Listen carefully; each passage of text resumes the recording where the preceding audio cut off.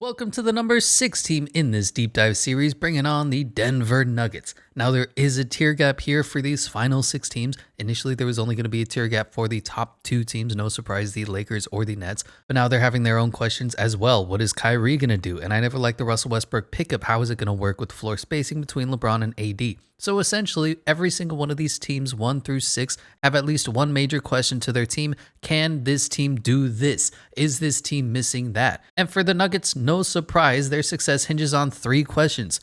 When does Jamal Murray come back? When does Jamal Murray come back? And when does Jamal Murray come back? Because their core is set. Nikola Jokic, Jamal Murray, Michael Porter Jr., and Aaron Gordon are all locked up for big contracts. Whoever plays at the 2 will play at the 2. It could be Will Barton, it could be PJ Dozier, it could be anybody. But they only played 5 games together. Joker, MPJ, Thrill, Jamal, and AG, when they were all on the court, had a net rating of 18.5, 10th best in the NBA. But they only were able to get to 5 games on the court together because of the late season trade and because of Jamal Murray's injury. But the Nuggets really went in on winning, and I really appreciate them spending the money, going into the luxury tax and keeping this core together. The championship window is officially open, and before I complain about contracts, this is the way of the modern NBA. I saw a tweet that I can get behind. You either overpay or you become the Sacramento Kings. So yes, but the Nuggets are going to come in at 6th. Last year, they went 47 and 25, 6th in the end of 2020 power rankings for the regular season, and 3rd in the Western Conference, a very formidable team, but damn, that Jamal Murray injury just couldn't have been worse for them.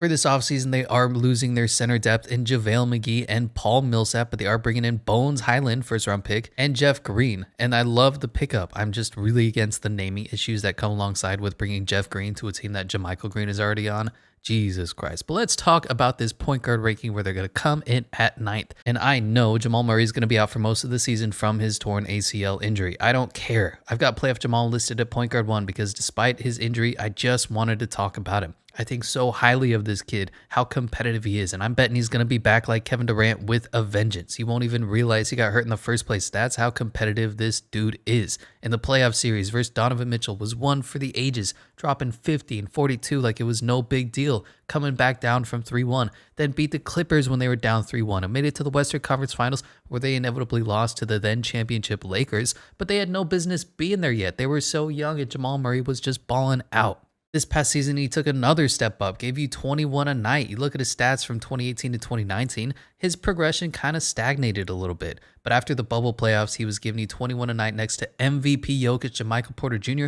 before he went down with that injury, and they were considered serious finals contenders. Not only was he giving you 21 a night while still maintaining his 4 rebounds, 4.8 assists, but he improved his efficiency. Career highs in field goal percentages at 47%. Career high from 3-point percentages at 41%. The dude was just balling out, and like Donovan Mitchell, he gets even better in the playoffs when you need him to most. Now, I do have him a little lower than some other people. This is mostly due to the injury. Once he comes back, I fully expect him to regain his title as a top 7 point guard in the league, and he was the best player for the Nuggets for long stretches. So honestly, in this upcoming season, I would just sit him until the playoffs, period. No warm-up, no get him situated game, no trying to rush him back early in February. Just sit him until the playoffs. The major worry, though, is that he may lose some explosiveness from this injury, although Zach LaVine and Kevin Durant would say otherwise from their catastrophic lower leg injuries.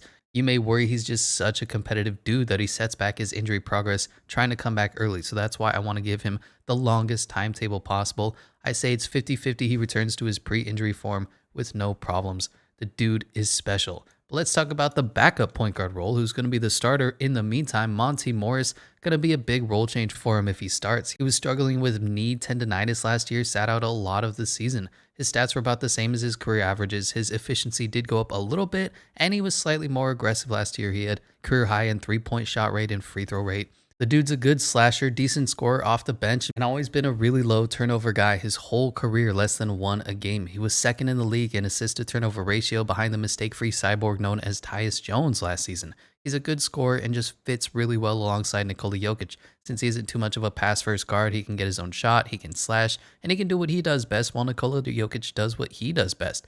He just needs to be the 5th option on this team. Let Jokic, MPJ, Aaron Gordon, and Thrill operate, and he can find his spots and take over as necessary. And then when Jamal Murray comes back, he can slide right back into that bench unit 25 minutes a night, running with the 2s, and they're in such a good spot for both Monty Morris and the Nuggets as a whole. The The only thing is, Monty Morris isn't much of a facilitator, as you see by his only 3.2 assists per game, but thankfully he came back to the Nuggets on a very team-friendly deal. Also here at the point guard 3, point guard 2, whatever he's going to be role, is my favorite player, Facundo Campazzo. Now, I hated him early on. This short, annoying dude kept getting up in superstar players' faces with zero fear. It was so annoying. He'd do those little things that refs wouldn't see, like a small bump or a swipe here or there.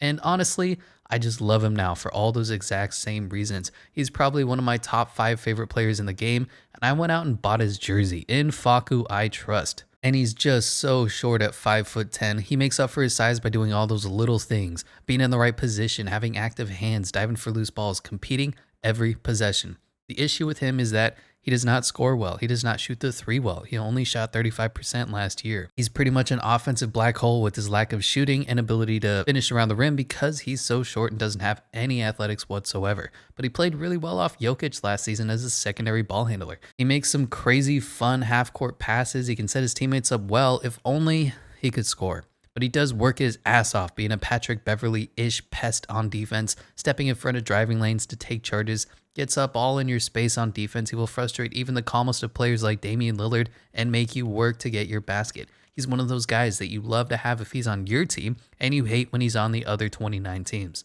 But he stepped into that Jamal Murray-sized hole last year and was so clutch for the Nuggets. Monte Morris was able to stay in his second unit rotation minutes with no change, and Facundo, we'll say, approximated what Jamal did. And while it does appear that he came up small against the Suns, the real issue was that the rest of the team played awful and Campazzo was asked to be a second option, which is always going to be a problem on your team. He's the ideal role guy who can come off the bench to run the point if needed, but you'd never want him to be more than, your 5th best player on the court at one time.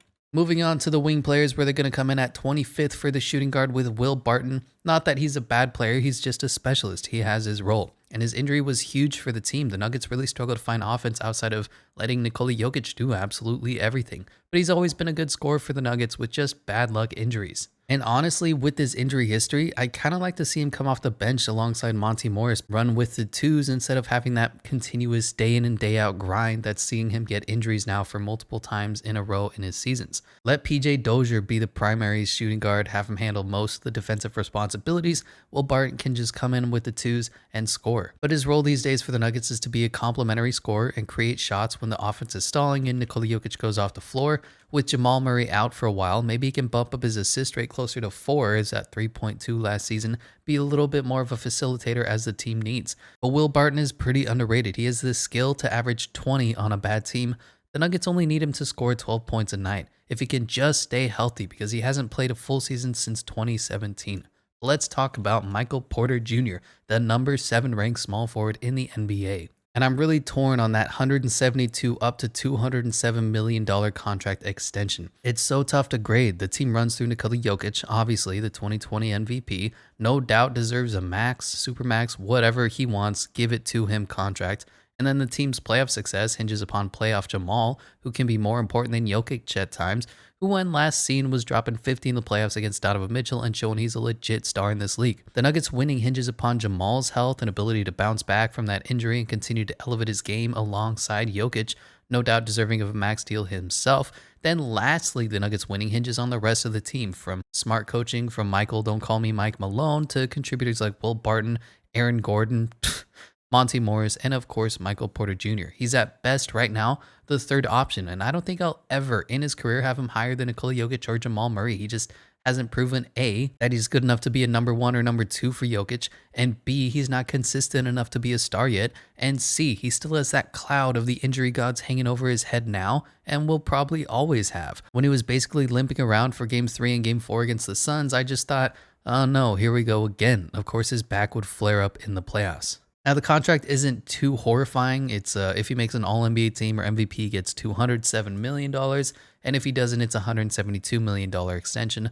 But even then, I just can't imagine playing MPJ $35 million plus a year with so many question marks around him. Obviously, he has the talent to score the ball. His question marks are, and always will be, basketball IQ, hell, sometimes his overall IQ, defensive want to, and durability. But this is just the way the NBA works. The power star talent controls. If you're a lottery pick and showed any signs of all-star potential, flashes of being an all-NBA player, you have to pay them the rookie max. You just do. Ideally, in a realistic world, Michael Porter Jr. would probably command somewhere around, I don't know, $20 million a year, but that's just not how the NBA works. You either overpay or you be the Sacramento Kings.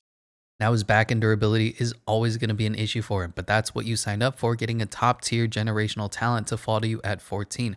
And I recognize it's blasphemy, but I see the Kevin Durant similarities with this guy. He's tall, 6'10", shoots from a high angle, and can let it go from anywhere on the court. Now, in no way does he have the handles like KD or defends like that, but that unblockable, high elevation jumper looks pretty similar. So, of course, Michael Porter Jr. is a great shooter, shot 64.8 effective field goal percentage last season, placing him in the 98th percentile.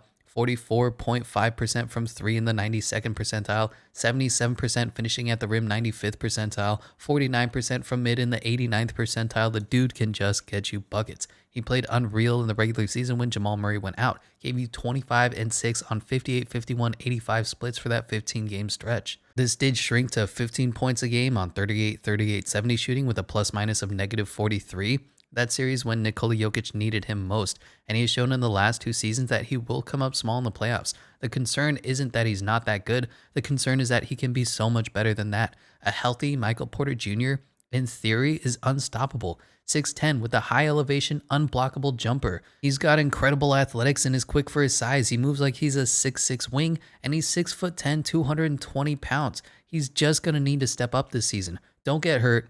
Play at an all-star level. And after the playoffs, you need to justify that young contract. Play some defense even. He had a defensive rating of 112 last season, and most of that was just effort and focus-based. Pay attention on the court, Michael. But his career is still very fresh. He's still very young and only 22 years old. Just keep getting better. Work on your ball handling. He struggled balancing his height with his dribble, had a 1.1 assist to 1.3 turnover ratio last year. Really bad. He can't get his own shot yet because of that dribble too. Most of his scoring coming off catch and shoot assists or jacking up threes. And I know Aaron Gordon was horrible, but it felt like Nikola Jokic was only playing 1-on-5 even when Michael Porter Jr. was on the court. But if he can continue to develop, Jamal comes back healthy, this team has a legit homegrown big three. And Michael Porter Jr. is going to be in the most improved player running, although I'd say it's more so just statistics and being usage related since Jamal Murray is out than him truly stepping up and being a better player. And also, side note, Michael Porter Jr. is anti-vax as well. Just keep that in your brains. Moving on to the power forward ranking where they're going to come in at 16th with Aaron Gordon. Damn, I was so offended at the way he played. He was the only guy left on this decimated squad who wasn't suffering from ACL injuries, pulling your back, Will Barton pulling his hamstring. It was literally Jokic, some 5'10" Argentinian, and Aaron Gordon. And he couldn't give Jokic the MVP, who was playing the best basketball of his career, dragging the Nuggets, kicking and screaming past the Blazers, anything in the second round. Anything at all. I was so disappointed watching those games versus the Suns. I mean, 4 points in a game? You're a former slam dunk champion, brought into the first winning franchise of your career. You're not even asked to be a first option or a second option. Hell, you're barely a third option to Will Barton and Facundo Campazzo. Just play your game, and in the closeout games, he got you 6 points, 4 points, and 8 points on 7 of 25 shooting. I mean, Aaron Gordon is just your typical guy. He performs well until you actually need him to in important games. I keep reading articles like, oh my gosh, the Joker Gordon pick and roll is so good. Their 4-5 screen game is unstoppable. Okay, so show that in the playoffs, and that never materialized. And I know the Nuggets had to pay him after that trade, but if an upgrade at the 3 or 4 becomes available, I offload Aaron Gordon in a heartbeat. But once again, this is not an overpay in today's NBA, especially on a championship caliber team. You either overpay or you become the Sacramento Kings. So, yeah. And I don't think his 3 game is ever going to develop. He shot really poor, 33.5% last season, and it's going to be a hindrance on the Nuggets offense. He's also a really bad passer, but he is a good defender. 6'8", 6'9", with a 7-foot wingspan, 220 pounds, with very good feet. He's able to stay in front of bigger wings like Braun and Giannis as needed. He can match up with almost anyone on defense, switch 1 through 5, and he revealed he was playing with lingering issues to his hamstring and ankle last year, so I guess you could call it an excuse, but at the same time, everybody's a little dinged up when the playoffs come around. He's just never developed that jumper and will likely never will. Question is, can he be passable from 3 this season? Can he be 30%, 35%? Because there were long stretches for the Nuggets where he was shooting like 26%. Also, I didn't realize he's only 26. He's still a young player despite being in the league for 15 years and disappointing you year in and year out. So we'll see what Aaron Gordon's able to bring to this team this upcoming season. Moving on to the center position where they're going to come in at number 2. Now don't get me wrong, Nikola Jokic, MVP. Totally worthy last year. Historical year, not seen from a center since Shaquille O'Neal back in the 2000s. Number 1 in PER, played all 72 games, 26, 11, and 8 on 39% shooting from 3, 31.3 PER, 15.6 win shares. I have him talent-wise as the second best center in the league behind Joel Embiid. I'm not sorry. He's just such a bad defender. Teams took advantage of him immediately when the other team started the pick and roll. The Nuggets' weak side defender had to slide down to the paint because Joker was going to be blown by the ball handler at will, which immediately opens up a shooter in the corner at all times if they were able to make the pass. Now, the problem with Jokic and his defense is that analytics are dumb. Jokic was 1.2 points per 100 possession below average in the 8th percentile. Awful. He was also 0.8 points above average on defense according to Raptor in the 65th percentile. So pretty good, pretty average. He's also 1.7 points above average in defensive plus minus, ranking him in the 80th percentile. So he's a good defender. Long story short, that's why you have to watch the games instead of just looking at analytics. Jokic has awful side-to-side movement, but he does compete every possession. He plays hard, he makes the right rotations, and the whole team does as an entirety to back him up, which is what really helps Jokic and his defense. He has a nice long wingspan that at the very least can bother shots. He's somewhere in between below average and bad, but he's smart and he tries hard, so you have to give him credit for that. But he does more than make up for it on the offensive end. He has that beautiful footwork. Such a great handle for a big man. Such great touch around the rim. And he's a great three-point shooter for a big man. 39%. Big guys like him shouldn't be able to shoot like this. And he has so much offense coming from those offensive rebound and tip-ins. Annually, he's in the top 10 in offensive rebounds per game. And just what can't he do offensively? He can run, he can pass, he can shoot. He has vision, he has touch. He can do anything you need somebody to do. And he's like 6'11", 290 pounds. It's just so impressive to watch him grab the rebound on defense and run the fast break, throw a full court pass to a guy right on the dot. Big guys like him should be able to do this. It's inhuman. It should be viewed at the same level as impressive as Shaquille O'Neal was dominating the paint or Derrick Rose was flying through the air. The thing is, Nikola Jokic isn't a flashy player, so the mainstream media said go fuck. That's why he doesn't get as much press as he should. But there's almost nothing you can say negatively about Joker offensively. He was single-handedly carrying the Nets last year for long stretches throughout the playoff series. And as for his backup centers, I do have Zeke Nanaji and Bol Bol at the backup centers because that is A, their drafted position, and B, Bol Bol is taller than 3 Facundo Campazzos stacked on top of each other. That said, I fully expect Jeff Green, JaMychal Green to run a tandem stretch 5 when they come off the court, but we'll talk about that when we get to the bench unit. As for Zeke Nanaji, the drafted center, he was another one of those undersized centers in last year's 2020 draft. He was drafted as a center but plays more like a big wing power forward than a center. He really had some ugly 1.5 rebounds a game numbers last year, and honestly, I don't expect him to see minutes with Jeff and JaMychal Green now in the front court. I expect the Nuggets to play small ball when Joker goes out and Zeke Nanaji to ride the bench. If he does get in though, he can shoot the 3 somewhat. We're really unsure on his consistency because he had such a low volume. He went 24-59 last season for the entire year, so 40% looks good on paper, but if he has a cold stretch, misses like 6 or 7 in a row, that percentage will drop precipitously. He only shot 11% from 3 in the summer league. He was awful in the summer league. He got lost defensively and his jump shot wasn't falling, which was kind of his 2 lone bright spots coming over from his rookie year. So hopefully this year he gets back to shooting well, defending well, and improves that rebound percentage. But he's only 20 years old, their former first-round pick, so we'll see what he is able to bring to this championship contending team. Lastly is Bol Bol, also not really a center, but he's 7'2" with a 7'8" wingspan, so I just figure you gotta put him here. He's more like the Alexei Pokusevski 7-footer, but plays the small forward jump shooting kind of player. And while he is the GOAT of preseason highlights, his regular season plays left you wanting. He doesn't box out much, he can't rebound all that well, and while he does block shots, he doesn't actually rim protect or play good defense. Rim protecting means contesting every shot, making slashers rethink their drive and pull out kind of things. Bol Bol is more of a wing player, so he spends a lot more time guarding the perimeter instead of rim protecting. For now, he's just too skinny to be a center, so he'll get bullied in the post or boxing out. He's too slow with his long strides to defend the perimeter well, so he's kind of a player just lost without a position. At this point, the best he can offer you is a spark off the bench if the team is struggling, like Boban Marjanovic does for the Mavs.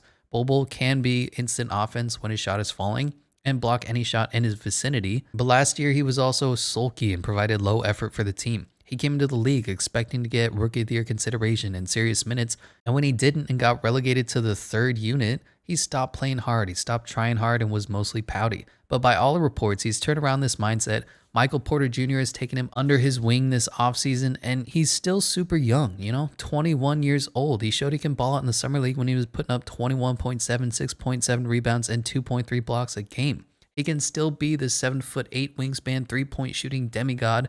He just needs to turn up his intensity, stay locked in throughout the entirety of the season, and he can be a unicorn 5 off the bench. Otherwise, he's going to end up as a career meme. Moving on to this bench ranking where they're going to come in at 17th with Jeff and JaMychal Green. Jeff Green was a sneaky good pickup for them. He took less money instead of staying on Brooklyn to come over here to Denver. And when Nikola Jokic goes out and the team didn't get a backup 5 and DNP JaVale McGee for like half the season, they'll run a JaMychal Green, Jeff Green combo center tandem, if that makes sense. The small ball 5, stretch 4, interchangeable position now in the NBA. Now, Jeff Green dunked on everyone and their mama last season. He's a great energy guy, a great locker room guy. I don't think there's a single negative thing to say about Dunkle Green. He can be huge for this team if Coach Malone allows him to be, but that means they're going to have 2 completely separate defensive rotations. You try to play whatever sort of drop coverage Nikola Jokic is able to do, and you push over that weak side defender into the paint to cover the center position. When Jeff and JaMychal Green are on the court, you're going to be a switch everything small ball team. And Jeff Green really showed out at the center position last year, played 44% of his minutes at the center spot in the regular season and 81% in the playoffs. He can pick and roll, scored 1.2 points per possession, which was 68th percentile for being the roll man. He can pick and pop, shot 41% from the three-point line. He can switch everything 1 through 5. He can shoot 44.1% on catch and shoot threes on the nets because he was so wide open. Jeff Green can give you a little bit of everything. As for JaMychal Green, he's like the lesser version of Jeff. He's still a little stiff of a defender, but he's a much stronger guy. He provided a spark for them off the bench this last season, kind of like Torrey Craig did for the Suns. When he came in, when the Nuggets needed somebody to make a 3, it was usually JaMychal. He's a really good rebounder, very pesky on the offensive glass, and a tough defender. If you look at his per 36 offensive rebounding numbers, it would have placed him 10th in the leagues around guys like Zion Williamson and Dwight Howard, and he shot 40% from the three-point line last year. And let's talk about PJ Dozier, who's been playing pretty valiantly as the Will Barton stand-in in this preseason. His issue is shooting. He has to shoot better than 31%, otherwise he's not going to see minutes. He's a good defender, and he can be the best perimeter defender on the team. I'm expecting him to start, and seeing Will Barton come off the bench or struggle with his injuries or whatever, I really think PJ Dozier earns a spot in this season and has a bit of a breakout year. Last year, he had a 102.5 defensive rating, and he's a really good non-statistic guy. Does all the little things for the team. He's going into a contract year this year, but he has missed a lot of time to injuries. Last year, he had an abductor strain late in the season. The question is for PJ Dozier, can he stay healthy, and can he shoot the 3? If he does those 2 things, he's going to be able to get minutes. If not, he's going to go back to the bench, and they'll bring in somebody else like Bones Highland. Bones Highland gets you buckets. Bones Highland is unafraid of the clutch shot. Bones Highland also pulled a J.R. Smith that forgot to score and effectively blew the preseason game. Even though it's just a doesn't really matter preseason, kind of a brain fart oopsie. Now, as for Bones, the prospect, I wasn't a huge fan of him. He doesn't pass all that well. He doesn't defend. He's too skinny and is always a mismatch against stronger guys. And he's pretty short. He does have some handle to his game. It's just not always reliable, and he's prone to turning the ball over. If he can create his own shot, that's going to be great for the Nuggets' second unit, though. He needs to do some off-ball movement, though, too. Whenever he doesn't have the ball, he just sits 35 feet from the basket waiting to shoot a long 3. He should model his game more off Jordan Poole than what he's doing right now, which looks like Luka Doncic off-ball. But I had him a little lower. He was 36 on my big board, but he's still a fun player, and he's looked a lot better at slashing than he did at VCU. I think the NBA floor spacing has really helped him. In college, it was him and 4 trash cans, so he never had space to operate and was just jacking up 35-foot threes like it was nothing. My blurb for him is I really wanted to like Bones. Small school, stud scorer, put the team on his backstory and all that, but goddamn does he play selfish. I hear great things off court. He ran into a burning building to save somebody. Scouts say he's highly coachable, but on the court, he looks like a shit teammate. He's limitless range, pulling up from the hash, the logo, damn near half court, and while his shot isn't the quickest, I think he'll be okay getting it off at the next level with better spacing. He doesn't have a quick first step, or a bag to get his own shot. In fact, his handle is damn near awful, but he does have nice finishing at the rim when it isn't getting blocked. His passing skill is incredibly lacking, and he's a turnover machine as well as a selfish transition player, almost never passing the ball and frequently drawing offensive fouls because of this. He always throws up his hands when there's a hint of being open, and he hangs his head when the team scores, but it isn't initiated by him. Defensively, he appears to have the foot speed to keep up with perimeter players, but he lacks any and all interest on this side of the court. He plays lazy, inattentive defense, never runs back on the break, always jogs, doesn't contest shots even when he turned the ball over to the other team on that possession. He tries to play passing lanes poorly and is frequently taken advantage of on backscreen cuts. When he went up against the juggernaut known as UC Santa Barbara, they ran whoever offense on him in the closing minutes of the game. He was always trying to cherry pick the fast break, which leaves defensive mismatches for his teammates. He's super skinny, comes off as a diva, but it's just so hard to tell what kind of player he's going to be because VCU was awful. His teammates are a bag of peanuts and a used sock. So are the frequent defensive miscommunications his or theirs or both? The problems with Bones, though, are all fixable. He's not unathletic or plays bad D, he just plays lazy D. He's often out of position and takes bad angles or makes bad rotations or doesn't make the rotations at all. And I don't think I've ever seen him turn his head to check if his man is backdoored on him. His issues can be coached up and his shooting talent is undeniable. But his on-film selfishness and lack of effort, I'm having trouble believing he has an NBA game. Now this sounds really bad, I get it, but it was so tough to determine how good Bones was because of VCU's terrible roster. Now the thing is with Bones, Coach Malone doesn't usually play rookies, but Bones has been balling out in the preseason, balled out in the summer league, so maybe he's going to get some actual minutes in this regular season. And at the end of the roster is Austin Rivers. He had one good game in the playoffs, but at this point he's just solid bench depth. He's been quietly getting pushed out the league, so if he can offer, elite catch and shooting threes or getting his own shot, he may stick around. I don't expect him to be here too long. Also, Vlado Kankar is about to be pushed out the league. He showed some flashes of good shooting. Again, he's the last guy on the bench. He was pretty decent in the Olympics, though. 12.8 points per game on 48% shooting from three. Maybe he'll get a few minutes and show that he can last on an NBA roster. Yet to be seen. And they've got a couple exhibition guys here, Tariq Black, Devon Reed, Georgi Bezhanishvili. Again, I haven't seen enough of anybody on this team, anybody on this roster. I do know a little bit about Georgie. He's an undrafted big man from Illinois, 6'9", 245 pounds, just a big, wide body, and has signs that he can shoot the three. Again, probably not going to see too much from him because Michael Malone doesn't like to play his younger guys. Moving on to the two-way contracts with Marcus Howard. I didn't even realize he got relegated to the two-way deal. The dude was so buckets in the playoffs, I just figured they gave him a contract before I looked at their salary cap. He's so short as well, 5'10" Facu Campazzo height, but he can get his own shot. His issue is that he's so short he can't shoot over defenders, so he's limited to mostly a catch and shoot, running off screens role. But he plays so hard, and his shooting splits for the season looked bad, but he was money in the playoffs, and if you ignore an awful Game 4 performance, he was 12 of 23 from the field, 7 of 16 from the three-point line. Just a professional bucket getter, one of the guys who would consistently make shots for the team while Aaron Gordon and Michael Porter Jr. were letting you down. The dude is fearless. He's so short. He's one of those guys that would be fascinating to see how good he is if he's 6'6". He's likely not going to get a lot of minutes this upcoming season with the return of Will Barton, the draft of Bones Highland, the return of PJ Dozier, Monty Morris, Facu Campazzo, Austin Rivers, all ahead of him, and they're all of them not 5'10", save for Facu. And he's never going to be a huge player on the team, but I believe what you see right now is a prime Marcus Howard, a legit bucket getter and walking microwave. He might get stuck in the G League this year. Some analysts are predicting he's going to go out and win the G League MVP. If he does, good for him. If not, who knows? Also on their two-way deal is Piotr Korneli,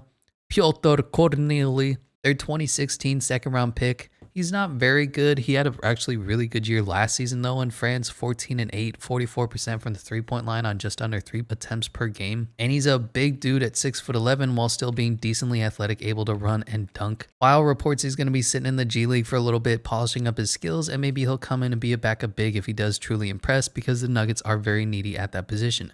Moving on to the coach and culture ranking, where they're going to come in at 12th with head coach Michael, don't call me Mike Malone. I think he's a decent coach. There's just something to it about him constantly chewing out his players that I don't like. I think Skip Bayless made some good points. You can't just constantly shit on your players night in, night out. The message gets old at some point. But that said, he and the president of basketball operations, Tim Connolly, have built a very good squad here.